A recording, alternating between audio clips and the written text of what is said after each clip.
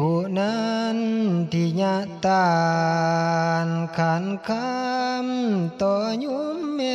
ไขกะเจกาวาจาตานอันทะเลงยุมพ่อยุมแม่เอ๋ยโลกนี้นี้บ่พ้นจนแล้วเรากับมีเมียแล้วกับลุงจนสัวดีพี่วันยามควันเดียกับพี่เขายามควันเดียกับพี่จากผู้มีหลายนับมือหน่อยผู้มีน้อยนับมือหลายตายแล้วกับเกิดได้ศาสตร์ใหม่อนาคตอันความหมดกับความมีก็คู่กันมาพร้อมคือลังพร้อมกับอวนประมวลเบิ่งสิหูเทียทุกกะตายเป็นผีมีกะตายดังเขาคนเอาเงินเจ้าว่า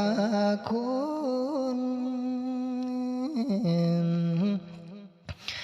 ผู้เพิ่นหนีโลกพ้นเพิ่นเดินว่า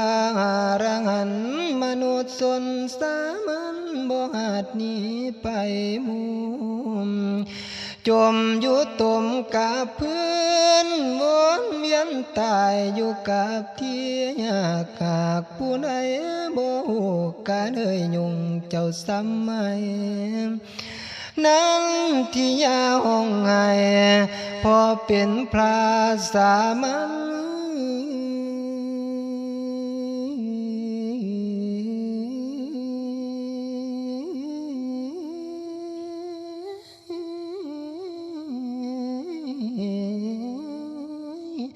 บ่ทันถึงอารันจังได้ลำพันเศร้าสงสารดี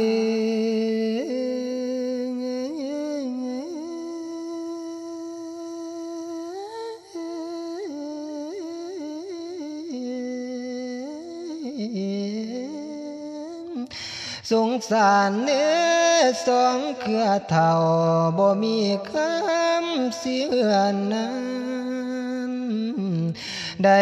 แต่ปรุงสังขารมนุษย์น้อมนุษย์บ่เคยพอกะสร้างเห็นองค์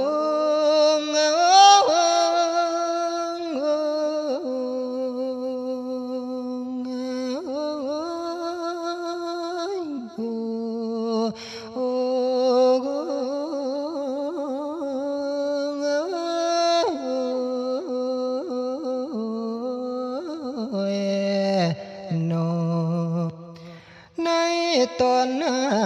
นั้นที่ญาทำหน้าที่ตามคำเทศพระสัทธาจึงอาสาอุปถัมภ์พ่อแม่ตนตามเดือนโยมพ่อโยมแม่เอ๋ยพ่ออยากเครื่องแม่อยากอ่อนนาท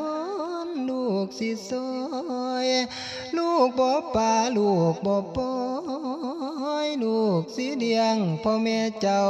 สนองตุ้มตอบคืน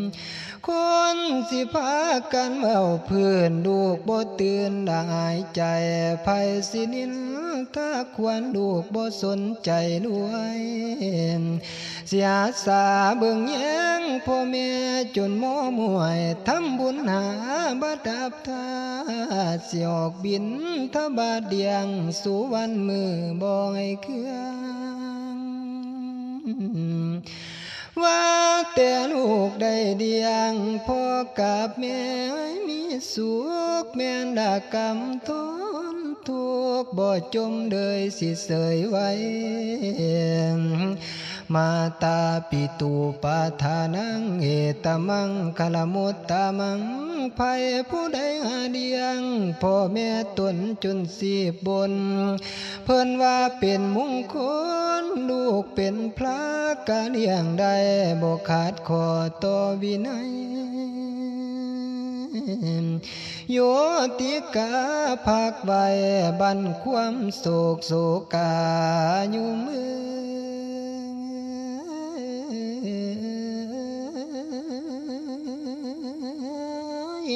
เทศนาคำสอนภาคคดีโยเรื่องนี้สอนเอาเองตามหน้าที่ทุกอย่าเฝ้าว่าทุกมีอย่าเฝ้าว่ามีแล้วกับทุกให้เมืองไตก็มากเดืออาตมาผู้เทศเอื้อกะหวังเพื่อเตือนสอนสวมมีนอนมันดาลูกบวชเทียนอย่าหันหามบวชธิดาควรจำขอคติก่อนเอาไว้ในการเลี้ยงพ่อเลี้ยงแม่เป็นหน้าที่ของลูกเต้าจนเท่าดอกเพิ่นตายเดี๋ยวสวายกับพ่อแม่ของตนอยู่มือ